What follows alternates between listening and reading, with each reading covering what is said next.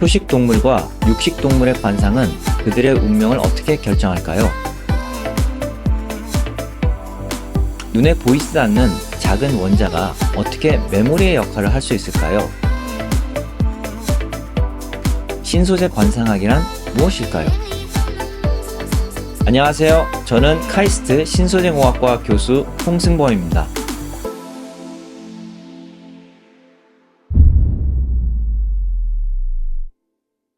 오늘 여러분들과 함께 다루고자 할 주제는 신소재 관상학입니다. 여러분들 관상이라는 거 혹시 아시나요? 보통 이제 얼굴 모양새를 보고 그 사람의 그 운명 또 사주를 보는 걸 관상학이라고 하는데요. 과연 그 사람의 얼굴 모양과 그 사람의 인생의 그 경로는 관계가 있을까 궁금해 하시는 분들 분명히 있을 것 같습니다. 요번 시간에는 사람의 관상이 아닌 소재의 관상을 보고 그 소재의 운명을 우리가 알아낼 수 있을지 알아내는 그런 시간을 갖겠습니다. 그래서 두 개의 큰 꼭지로 여러분들과 함께 강의를 진행할 건데요. 첫 번째 꼭지에서의 학습 목표는 소재의 구조 그리고 물성 간의 상관관계를 이해하고 구조의 영상을 통해서 물성 예측이 가능한 것을 알게 하는 것이 바로 이번 시간의 학습 목표가 되겠습니다. 여기서 소재의 구조, 즉 생김새는 관상이 될 것이고 소재의 물성은 마치 사람의 성격 이렇게 생각을 하시면 되겠습니다.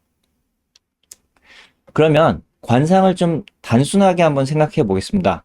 얼굴 모양을 우리가 표현할 때 여러 가지로 표현할 수 있지만 가장 간단하게 눈 사이의 거리를 갖고 관상을 한번 보겠습니다. 그리고 사람보다는 동물이 더 이해하기 쉬울 테니까 우리 동물의 세계에서 왕을 차지하고 있는 사자 그리고 사자를 겁내면서 도망다니는 사슴 두 동물을 볼 텐데요.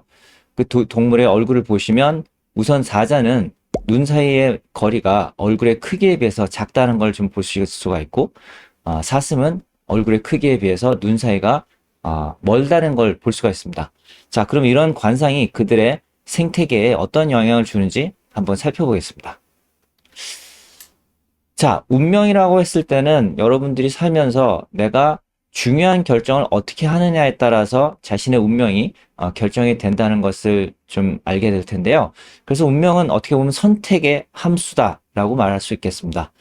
그리고 여기서는 운명이 죽느냐 사느냐라는 아주 극단적인 이분법적인 선택이 될 텐데요. 사슴의 입장에서는 사자가 나타났을 때 사자랑 싸울 것이냐 아니면 사자로부터 도망갈 것이냐라는 선택을 함으로써 자신의 생사가 갈리는 그런 운명의 기로에 있겠죠. 자, 이런 선택을 할 때 우선 입수한 정보가 정확한지 한번 살펴볼 필요가 있고 이런 정보는 사실 사슴의 시각을 통해서 즉 감각기관을 통해서 입수된다는 것을 알 수가 있습니다. 따라서 사슴의 감각기관의 위치와 성능이 이 정보의 양과 질을 결정하고 이 정보가 얼마나 좋으냐에 따라서 훨씬 더 좋은 결정을 할 수 있다는 것도 여기서 우리가 생각할 수가 있겠습니다. 자, 그러면 초식 동물과 육식 동물의 그 구분을 할 때 우리가 그 관상을 갖고 구분할 때가 있는데요. 특히 눈의 위치를 보고 저희가 구분할 때가 있습니다. 그 이유는 바로 눈이 바깥에 있느냐 아니면 안쪽에 있느냐에 따라서 시야각이 확보가 되는 것이 다르고 따라서 눈 사이가 멀수록 시야가 광범위하게 잡힌다는 것을 볼 수 있습니다. 육식 동물에 있어서는 시야각이 작은 것이 좋은 것이 집중해서 초식 동물을 잡아야 하기 때문에 육식 동물 입장에서는 광각이 넓은 것보다는 작은 것이 좋겠죠.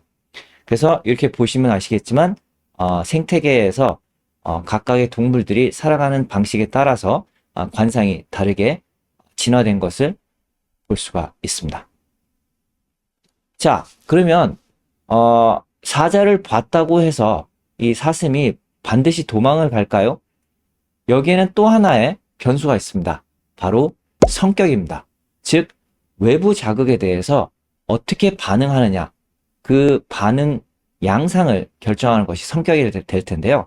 여기서는 성격 중에서도 겁이 많은지 겁이 없는지를 갖고 단순하게 한번 생각해 보도록 하겠습니다. 사슴 중에서도 육식 동물이 가까운 거리에 있다는 정보를 알았지만 겁이 없으면 사자와 싸우겠죠. 대신에 겁이 많으면 도망을 갈 것입니다. 그래서 여기서 보실 수 있듯이 비록 광각이 넓어서 굉장히 먼 거리에서도 사자의 존재를 파악을 하더라도 성격에 따라서는 도망갈 수도 아니면 싸울 수도 있다는 것을 이 슬라이드를 통해서 여러분들이 아실 수가 있습니다. 자, 그럼 한번 정리를 해볼게요.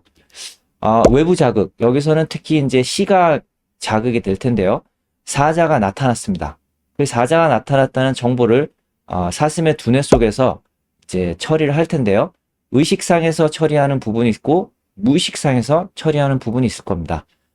무의식상에서 처리하는 부분은 의식상에서 처리한 것이 습관에서 여러 번 처리하게 되면 자동적으로 무의식적으로 가게 된다는 것을 알 수가 있고요. 그래서 여기서는 일단 의식 상태에서만 보면 사자라는 정보가 들어왔을 때 이것은 나를 잡아먹을 수 있는 나의 적이구나 라고 일단 판단하게 되고, 거기에 대해서 겁이 많은 경우에는 여기서 내가 도망가야겠다는 움직임을 하게 되고, 그게 아니라 내가 사자랑 싸울만 하다 라고 생각하면 싸우는 움직임으로 행동을 하게 되고요. 경우에 따라서는 또 고함을 또 괴성을 또 지를 수 있는 그런 반응을 보이겠죠.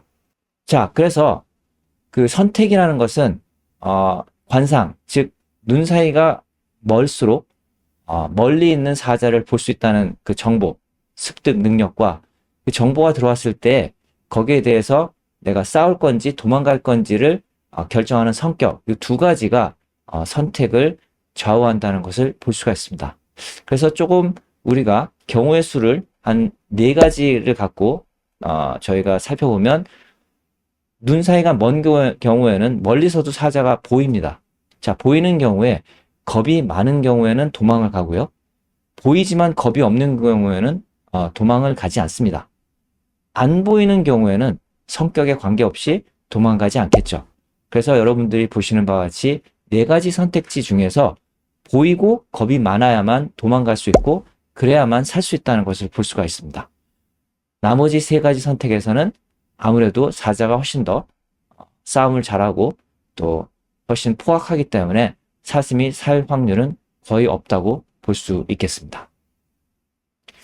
자, 지금 여러분들께서는 굉장히 단순하게 관상과 성격이 동물의 운명을 어떻게 결정하는지를 살펴봤습니다. 자, 그러면 생명이 없는 소재의 경우에는 어떤 식으로 그 관상과 그 성격이 그 소재의 운명을 가르는지 한번 비유를 하면서 같이 보도록 하겠습니다. 그리고 비유가 앞에서 저희가 들었던 설명과 좀 연관이 될 수 있도록 눈 사이라고 했는데 눈과 비슷하게 생긴 원자 사이로 한번 잡아봤습니다. 자, 원자는 어떻게 배웠나요? 원자는 우리가 소재를 자르고 더 잘라도 더 이상 자를 수 없는 가장 작은 단위를 원자라고 배웠습니다. 영어로도 아톰이라고 하죠. 아는 할 수 없다, 톰은 자르다입니다. 그래서 자를 수 없는 가장 작은 단위를 원자라고 했는데 물론 이 말은 현재 맞지 않습니다.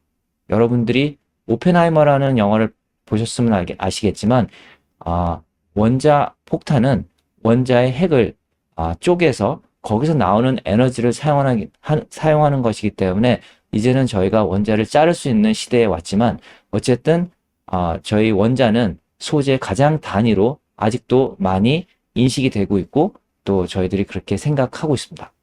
그래서 원자를 보시면 저렇게 동그란 구처럼 생겼는데, 이 원자는 이 구의 크기가 클수록, 즉 전자가 많을수록 무겁습니다. 그래서 질량이 크고요. 작으면 작을수록 가깝습니다. 그리고 원자와 원자 간의 거리가 가까우면 가까울수록 서로 상호작용하는 힘이 크고요. 멀리 떨어지면 떨어질수록 상호작용하는 힘이 작습니다. 마치 사람의 마음과 같죠. 거리가 걸수록 심리적 거리가 멀어지는 것처럼 원자도 거리가 멀어지면 서로의 상호작용하는 힘이 작아집니다. 자, 이 상황에서 우리가 밀도라는 걸 한번 생각해 보면, 밀도는 단위 부피당 무게를 말합니다. 그래서 같은 무게라도 부피가 크면 밀도가 작고요. 같은 무게라도 부피가 작으면 밀도가 큽니다. 또 같은 부피라도 각 원자의 크기가 크면 밀도가 크고, 같은 부피라도 원자의 크기가 작으면 밀도가 작습니다. 자, 그러면 한번 생각을 해보겠습니다. 원자와 원자 간의 거리가 크면 차지하는 부피가 커집니다. 그리고 원자의 크기가 커지면 질량이 커지겠죠.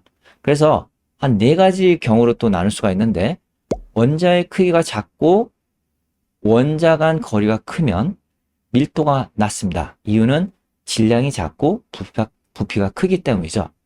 그리고 원자의 크기가 크고 원자 간 거리가 작으면 밀도가 클 수밖에 없고요. 그 중간의 선택지에서는 밀도가 중간이 됨을 알 수가 있습니다. 자, 그러면 이러한 소재의 관상이 이 소재의 운명을 어떻게 가를까요? 한번 보시겠습니다. 요것은 원자를 볼 수 있는 현미경, 주사 원자 현미경이라는, 주사 터널링 현미경이라는 이미지가 되겠는데요.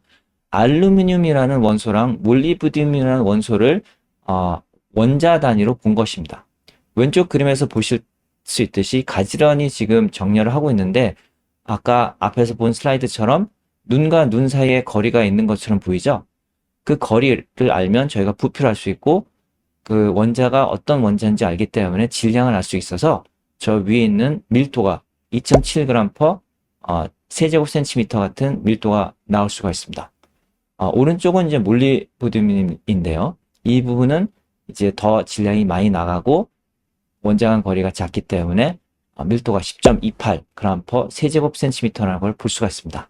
그래서 왼쪽은 밀도가 작은 소재, 오른쪽은 밀도가 높은 소재라는 것을 이렇게 직접 영상을 통해서 볼 수가 있고, 이것이 바로 소재의 관상이 되겠습니다. 자, 그러면 소재의 성격은 뭘까요? 이것은 아까 사자가 나타났을 때, 사자를 봤을 때 사슴이 도망가냐 아니면 싸우냐를 결정한 것처럼, 외부의 자극이 왔을 때 거기에 대해서 소재가 어떻게 반응하냐라는 것을 소재의 성격 또는 물성이라고 할 수 있겠습니다. 자, 그러면 가장 쉬운 예로 물에 소재를 넣었을 때, 즉 물이라는 환경 안에 넣었을 때, 근데 물뿐만 아니라 그 중력이라는 어떤 환경에 넣었을 때 어떻게 반응하는지 보겠습니다. 자, 소재가 물속에 들어갔을 때 뜨게 되면 이 경우에는 부력이 중력보다 크다고 볼 수 있습니다. 만약 가라앉게 되면 중력이 부력보다 크다고 볼 수 있죠. 즉 외부 자극에 대해서 소재가 가라앉는지 아니면 뜨는지가 바로 물성이 되겠습니다. 자, 이러한 소재의 운명은 보시는 바와 같이 관상을 통해서 일단 밀도가 작은지 큰지를 확인할 수 있고, 이런 밀도에 대해서 우리가 물성을 측정했을 때 부력이 큰 경우에는 뜨게 되고, 부력이 작은 경우에는 가라앉게 되어서 뜨는 소재는 튜브와 같은 부력 소재로 사용이 될 수 있고, 가라앉는 경우에는 잠수함 소재로 저희가 쓸 수 있겠죠. 그래서 소재의 관상과 성격을 합쳐서 어떠한 소재로 쓰임을 당할지 이런 운명이 결정된다는 것을 이 슬라이드를 통해서 볼 수가 있습니다. 자, 그러면 그거와 관련해서 재미있는 일화를 하나 공유하도록 하겠습니다. 아르키미데스는 왕관 안에 은을 녹여서 납품하는 업체들이 있다는 얘기를 듣고 이걸 어떻게 하면 검증할 수 있는지 굉장히 고민을 했습니다. 아르키미데스가 알았던 것은 금과 은의 밀도는 다르다는 것을 알았습니다. 그렇다면 무게를 잴 수 있는 저울과 부피를 잴 수 있는 측정기가 필요했었는데, 무게는 쉽게 잴 수 있지만 부피는 재기 어렵다는 것을 보고 굉장히 고민을 많이 했던 찰나에 목욕탕에 가서 본인이 몸을 담갔을 때 본인의 몸의 부피만큼 물이 넘쳐난다는 그 사실을 통해서 부피를 잴 수 있는 아주 간단한 방법을 알아냈죠.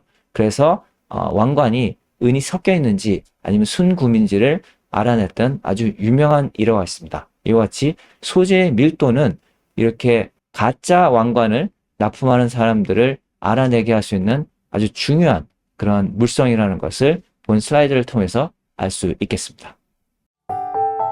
카이스트 질문 다락방. 다음 조금 더 어려운 주제로 넘어가도록 하겠습니다. 저희가 이제 원자가 소재의 가장 기본 단위라고 했는데 원자를 안을 살펴보면 원자 내에는 전자구름이 있습니다.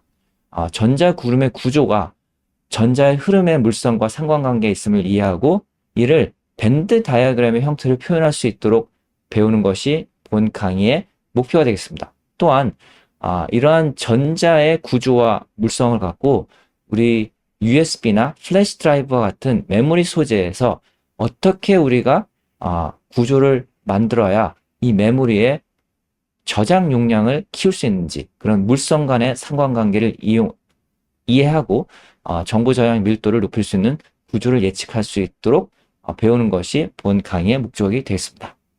우선 아까 동그랗게 구 형태로 우리가 표현했던 원자를 좀 자세하게 살펴보겠습니다. 실리콘이라는 원자를 살펴보면 안에는 원자 핵이 있고요. 궤도만큼 저희가 이제 전자들이 꽉꽉 차 나가는 걸 볼 수가 있는데 첫 번째 궤도, 두 번째 궤도, 세 번째 궤도, 또 네 번째 궤도까지 궤도가 있음을 볼 수 있습니다. 마치 태양 주위로 행성들이 있는 것과 유사하죠.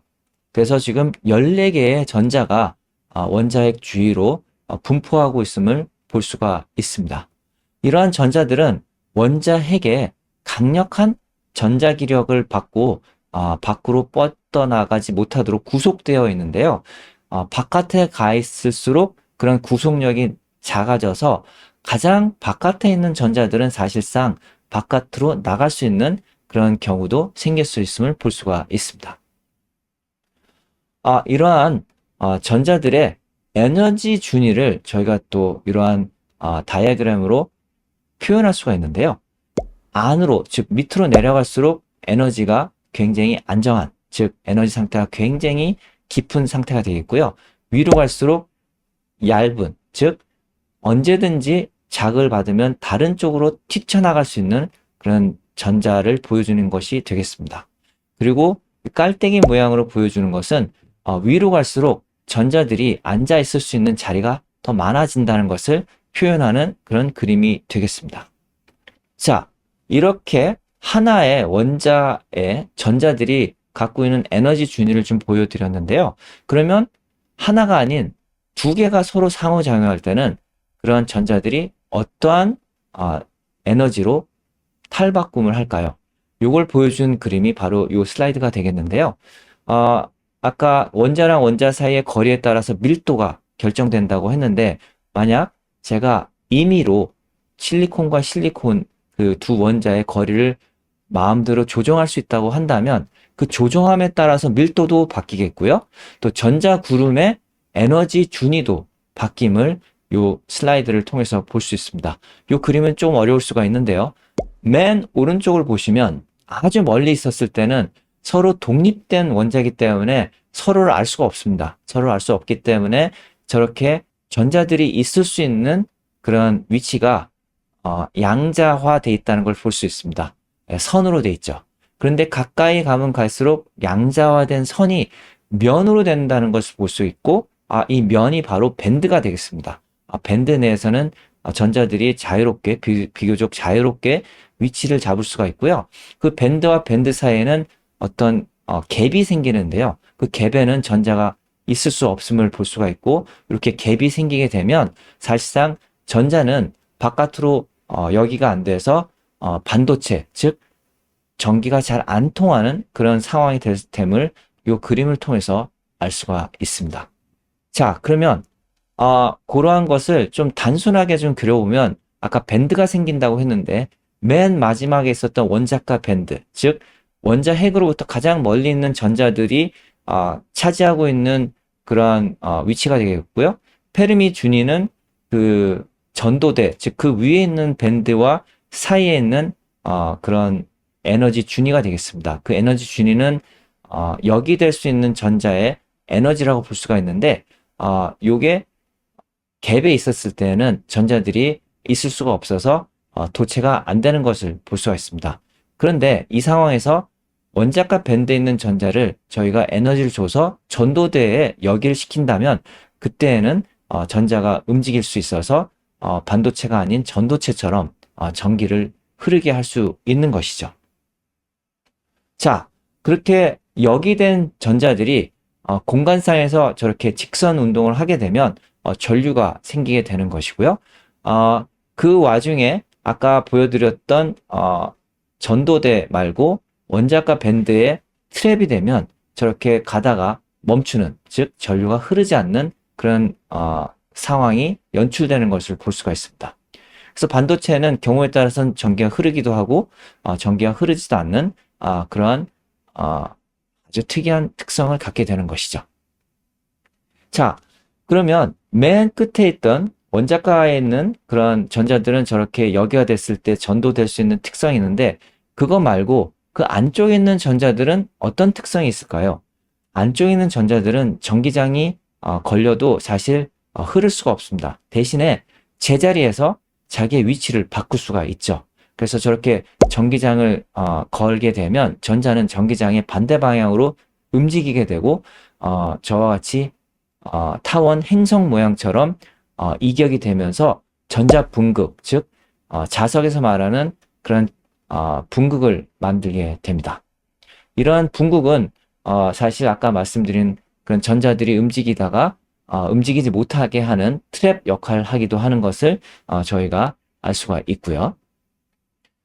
이런 분극과 전도대에 흐르는 전자를 갖고 저희가 이제 소자를 만들 수가 있습니다. 소자를 얘기하기 전에 우선 이해하기 쉽게 저희가 댐의 그 원리를 갖고 어떠한 소자를 만들 수 있는지 요 그림을 통해서 배워보도록 하겠습니다. 여기 보시면 왼쪽에 수조 탱크가 있죠. 네, 물이 꽉 차 있습니다. 그리고 게이트가 있고요. 어떻게 보면 수문이 되겠죠. 그 수문의 지렛대로 지금 컵이 하나 달려 있고요. 여기에 이제 이 컵이 물방울을 담는 채널이라고 우리가 얘기를 해보겠습니다. 그러면 물방울이 하나 떨어지면 수문이 열려서 물이 크게 흐르고요. 다시 물방울이 없을 때는 수문이 닫히면서 수조에서의 흐름이 끊기는 그런 상황을 한번 상상해 보겠습니다.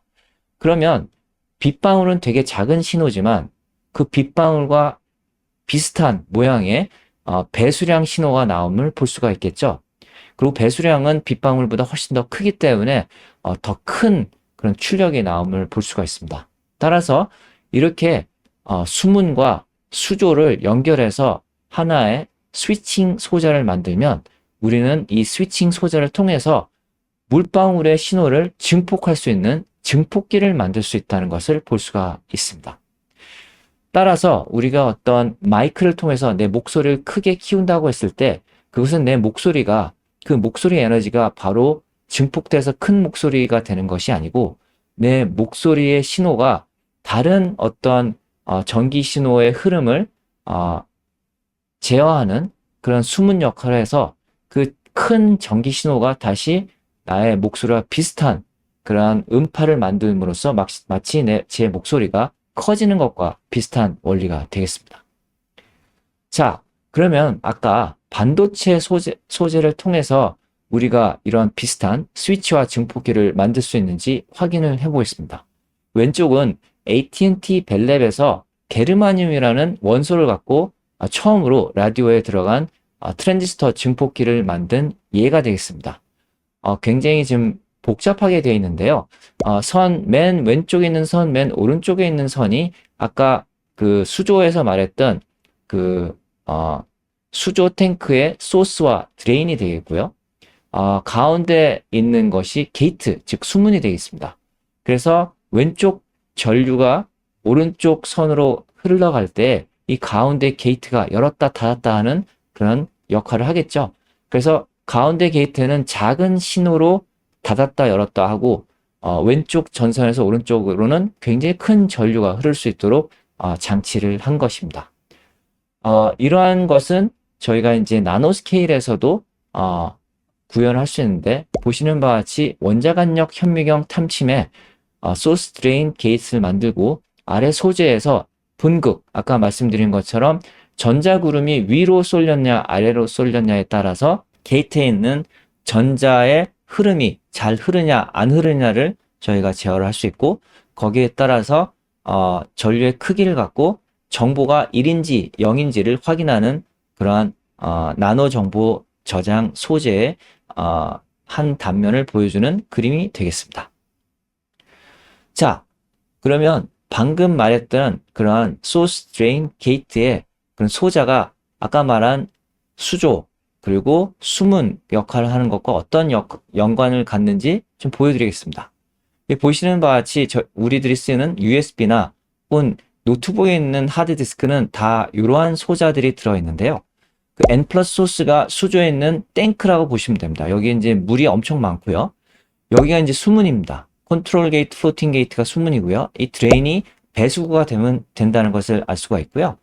이 컨트롤 게이트에 전자를 저희가 담아 놓으면 실제로 전자로 인해서 이쪽 게이트에 있는 전자들이 밀려나서 전자가 흐르기 어려운 상태가 됩니다.